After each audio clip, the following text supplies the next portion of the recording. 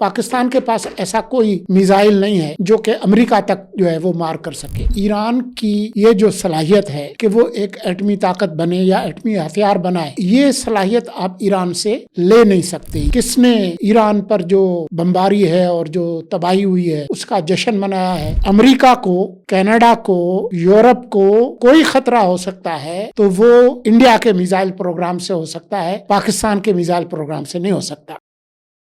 ایران، امریکہ اور اسرائیل کی جو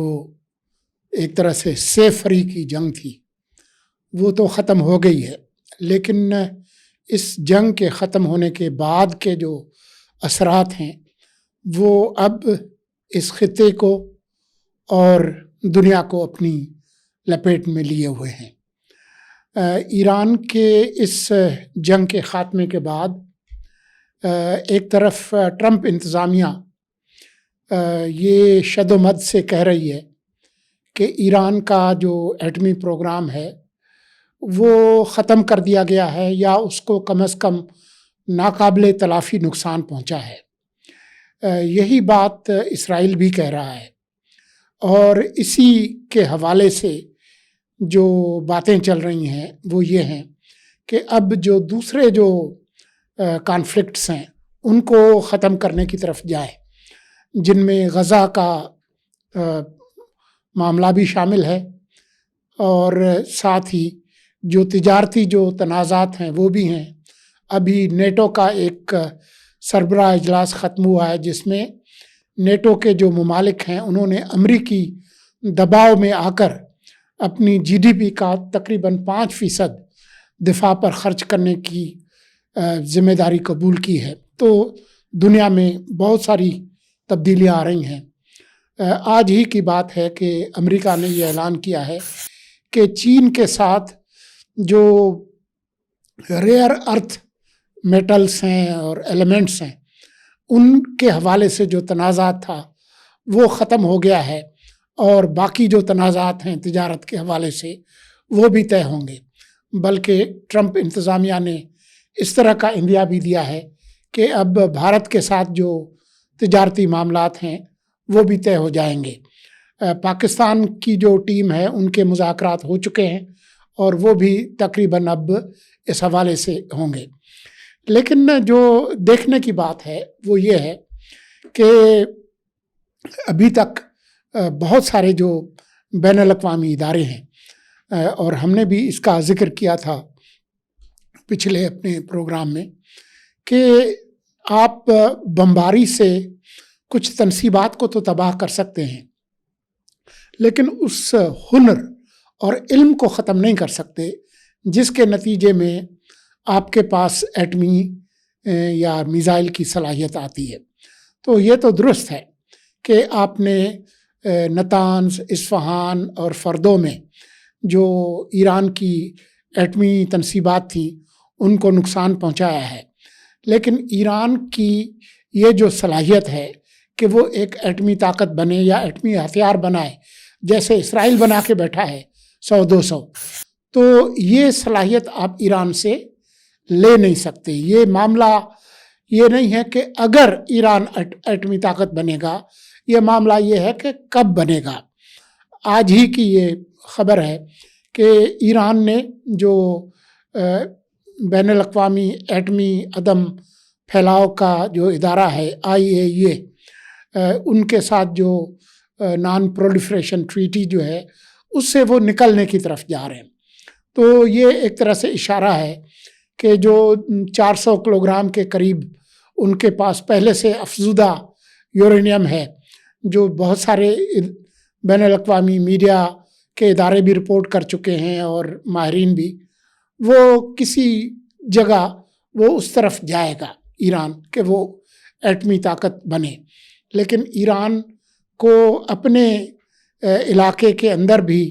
اور اس کارروائی کے بعد دیکھنا ہوگا کہ ایران کے اصل دوست کون ہیں اور اس کے دشمن کون ہیں۔ کس نے ایران پر جو بمباری ہے اور جو تباہی ہوئی ہے اس کا جشن منایا ہے، اور کس نے ان کے ساتھ یکجہتی کا اظہار کیا ہے۔ پاکستان کا وہ برملا اظہار کر چکے ہیں کہ جی وہ شکر گزار ہیں ان کو پتہ ہے کہ پاکستان نے ہر محاذ پہ، وہ سفارتی محاذ ہو، عوامی محاذ ہو، یہاں تک کہ جب field marshal Asim Munir white house میں تھے تو ٹرمپ انتظامیہ سے بھی جو ان کے مذاکرات ہوئے تو وہ اس طرف ہی کھڑے رہے پاکستان کہ جی ایران کو زیادہ نقصان نہ پہنچے اور یہ جو تنازع ہے یہ کسی طرح سے حل ہو۔ لیکن آپ نے دیکھا کہ یہ جو مارکا ہوا، خاص طور پر 10 مئی کو جب پاکستان اور بھارت کی جنگ، بھارت کی ایک طرح سے ذلت آمیز شکست جو کہ عوامی محاذ پہ بھی تھی، سفارتی محاذ پہ بھی تھی، اس کے بعد وہ مختلف طرح کی سازشوں میں مصروف ہے۔ آپ کے علم میں ہوگا کہ بہت ساری فیک نیوز پھیلائی گئیں جس کا مقصد یہ تھا کہ ایران کے اس تنازع میں اسرائیل اور امریکہ پاکستان کو نشانہ بنائے۔ اس طرح کی جھوٹی خبریں پھیلائی گئیں کہ پاکستان نے کوئی ایٹمی ہتھیار دے دیے ہیں، انٹیلیجنس دے دی ہے ایران کو۔ ایک طرف یہ کیا گیا، دوسری طرف پاکستان کے اندر جو ایران کے لیے یکجہتی کا جذبہ ہے جس کا بھرپور مظاہرہ کیا پاکستان نے، اس کو کم کرنے کے لیے اس طرح کی جھوٹی خبریں بھی پھیلائی گئیں کہ پاکستان نے ایران کے خلاف اڈے دیے ہیں، پاکستان نے ٹرمپ سے کہا ہے کہ ہم مل کے جو ہے وہ ایران کی حکومت کو الٹا دیتے ہیں۔ اس طرح کی خبریں بھی پھیلائی گئیں۔ ابھی یہ خبریں تھمی ہی نہیں، تو اب جو نیا جو مارکیٹ کے اندر جو یہ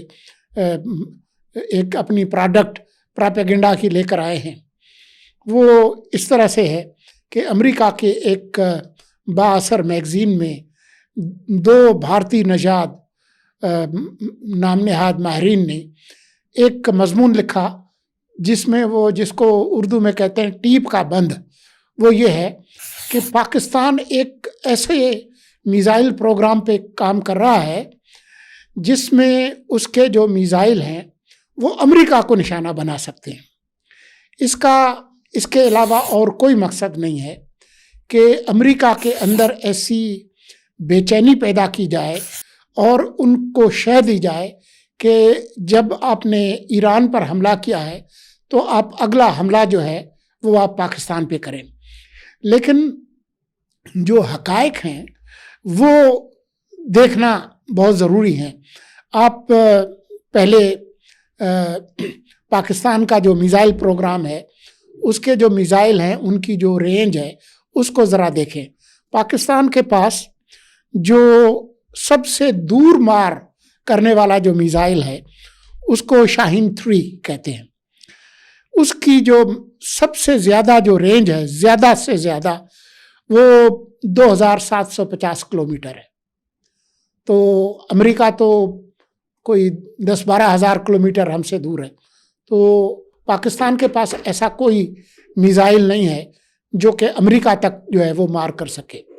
اور پھر یہ ہے کہ امریکہ کے ساتھ ہمارا کیا جھگڑا ہے؟ ہمارا تو کوئی جھگڑا نہیں ہے۔ تاریخی طور پر پاکستان جب سے بنا ہے تو پاکستان آج تک اگر کسی بین الاقوامی اتحاد کا اگر کوئی حصہ رہا ہے تو وہ امریکہ کے ساتھ ہی رہا ہے، چاہے وہ سیٹو ہو، چاہے وہ سینٹو ہو، چاہے افغانستان میں سوویت یونین کے خلاف جو انہوں نے جہاد کروایا امریکہ نے، چاہے وہ ہو، یا پھر 9/11 کے بعد جب امریکہ نے ایک بین الاقوامی ایک اتحاد بنایا، اس میں بھی پاکستان کا ایک کلیدی کردار تھا۔ تو پاکستان کا تو امریکہ کے ساتھ کوئی جھگڑا ہے بھی نہیں، تو وہ پاکستان ایسا کیوں کرے گا؟ لیکن آپ نے دیکھا کہ جیسے ہی وہ مضمون چھپا تو بھارت کے تقریباً تمام اخبار، میڈیا ہاؤسز، سوشل میڈیا پچھلے 3 دن سے انہوں نے ایک طوفان بدتمیزی قائم کیا ہوا ہے، اور زیادہ سے زیادہ خبریں اور تجزیے اس پہ کیے جا رہے ہیں کہ پاکستان امریکہ کے لیے کوئی بہت بڑا خطرہ ہے۔ جبکہ یہ جو इंडिया का जो गोदी मीडिया है, वो खुद ही उसको गोदी मीडिया कहते हैं,